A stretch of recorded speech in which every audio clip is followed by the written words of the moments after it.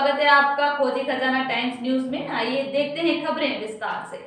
भारत सरकार द्वारा नवीन आपराधिक अधिनियम भारतीय नागरिक सुरक्षा संहिता एवं भारतीय न्याय संहिता भारतीय साक्ष्य अधिनियम 2023 को 1 जुलाई 2024 से क्रियान्वयन के दौरान नए कानून के तहत आज थाना अंजड पर फरियादी मुकेश बर्फा पिता मोहनलाल बर्फा उम्र 46 साल निवासी ग्राम फत्यापुर की रिपोर्ट पर अपराध क्रमांक 366/2024 धारा 305A 331(4) BNS का पंजीबद्ध कर फरियादी को थाना प्रभारी गिरवर सिंह जलोदिया द्वारा FIR की एक प्रति निशुल्क प्रदान की गई। जिला चीफ ब्यूरो शकील मंसूरी की रिपोर्ट। हमारे बीच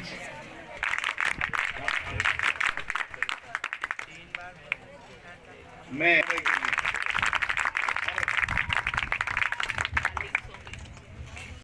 सरल भाषा में और उसका पालन कानून का हम सभी को करना है, पुलिस प्रशासन को पालन करवाना है, तो आम जनता को इसका पालन करना है, न्याय प्रक्रिया में न्यायालय में इसका निर्णय होना है। तो इन सारी चीज़ों को ध्यान में रखते हुए जो अब नया कानून बना है वो अंग्रेजों के ज़माने का सन 1860 में भारतीय दंड संहिता बनी थी। 1860 से अभी तक छोटे मोटे कुछ बदलाव हुए थे, लेकिन पूरा कानून बदला है। तो वो आज से 2023 में बन चुका था, लेकिन आज से वो पूरे भारत देश में लागू हो चुका है। 1860 के कानून में भारतीय दंड विधान नाम दिया गया था। भारतीय दंड विधान, दंड मतलब किसी को सजा देना। लेकिन अभी जो सरकार ने नया कानून बनाया है उसका नाम है भारतीय न्याय संहिता। किसी को दंड देना नहीं, बल्कि किसी के लिए न्याय करने के लिए वो कानून बना है। न्याय से तात्पर्य यह है कि जो जैसी गलती करेगा उसको वैसी सजा इस कानून में मिलेगी। इसलिए अब छोटी गलती के लिए छोटी सजा, बड़ी गलती के लिए बड़ी सजा। और सरकार ने जो कानून बनाया है वो हमारे देश की आम जनता और यहाँ की परिस्थितियाँ, यहाँ पर होने वाले अपराध, इन पर होने वाली समस्याएं, उन सारी चीज़ों को परिप्रेक्ष्य में ध्यान में रखते हुए कानून को बनाया है। प्रावधान किए गए हैं और क्या क्या प्रावधान किए गए वो जैसे मैंने आपको बताया, इलेक्ट्रॉनिक माध्यम से आप घर बैठे सूचना दे सकते हैं। आपको मन में कोई संशय है, भय है, तो इससे डरना नहीं।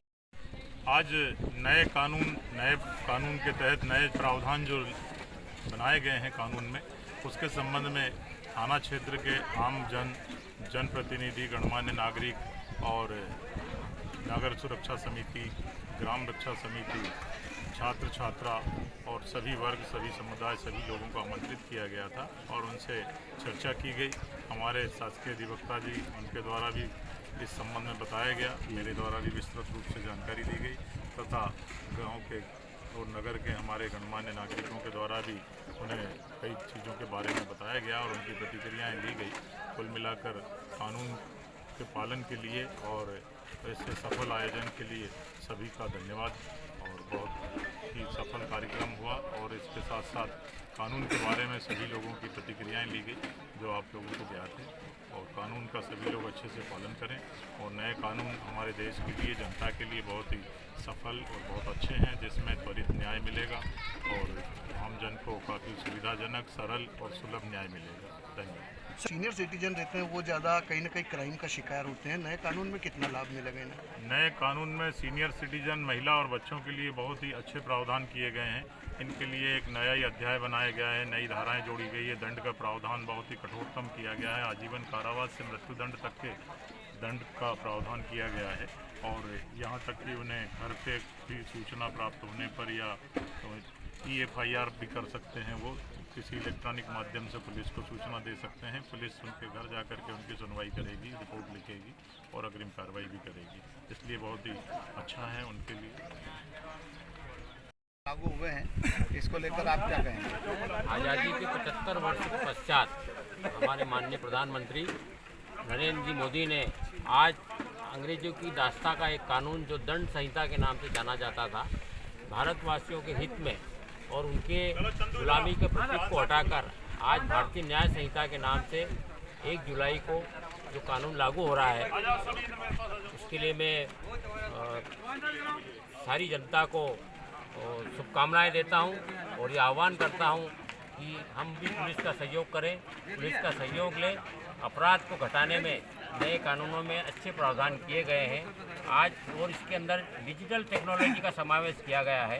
उसके द्वारा हमारी न्याय संहिता और आसान और सरल होगी। इसके लिए मैं सभी पूरी जनता को शुभकामनाएं देता हूं। एक संवाद कार्यक्रम के तहत पुलिस थाना अंजड़ में सामान्य जनता को लेकर उन्हें नए कानून के रूप में ज्ञान देने के लिए और नए कानून की समझाइश देने के लिए एक प्रोग्राम रखा गया है। उस प्रोग्राम में हम लोगों ने ये तय किया गया है कि पुलिस नए कानून के रूप में कैसे फॉलो करेगी और आम जनता जो है उस कानून का लाभ कैसे उठाएगी, और नवीन कानून जो है उसमें आम जनताओं को क्या क्या प्रावधान या अधिकार दिए गए हैं उस संबंध में आम नागरिकों को समझाया गया है। और उन लोगों को बताया गया है कि कुछ भी अब नए अपराध होते हैं तो उसके लिए आपको क्या प्रावधान करना है। EFIR के बारे में जानकारी दी गई है और मॉब लिंचिंग के बारे में प्रावधान किए गए हैं जो नए कानून में, उसके बारे में जानकारी दी गई है। तो हमारा उद्देश्य यही रहा है कि हर नागरिक को नए कानून में जो नए प्रावधान किए गए हैं उसके बारे में जानकारी हो, वो जागरूक हो, वो अपने अधिकारों के बारे में जागरूक हो। इसी तारतम्य में आज ये कार्यक्रम का सफल आयोजन किया गया था, उसके लिए मैं धन्यवाद देता हूँ।